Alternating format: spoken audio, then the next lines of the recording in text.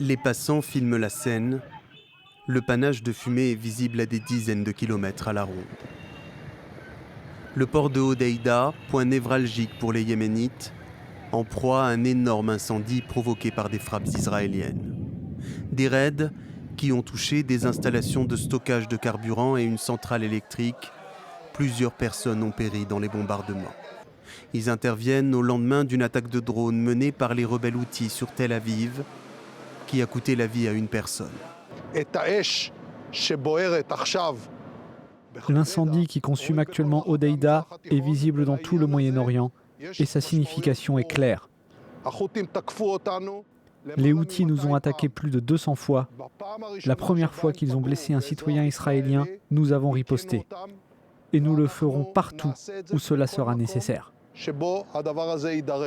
Les Houthis dénoncent une agression brutale d'Israël.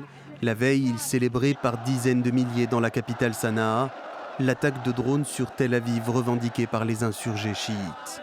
Depuis le début de la guerre à Gaza, les Yéménites affichent une solidarité totale avec le peuple palestinien.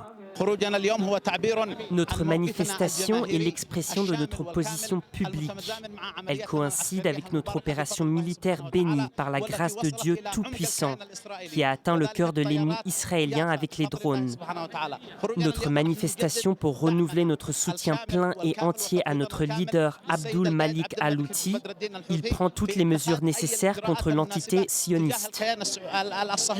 Les rebelles Houthis soutenus par l'Iran mènent aussi régulièrement des attaques contre des navires supposément liés à Israël, en mer Rouge et dans le golfe d'Aden. Ils assurent vouloir faire de Tel Aviv la cible principale de leurs futures attaques.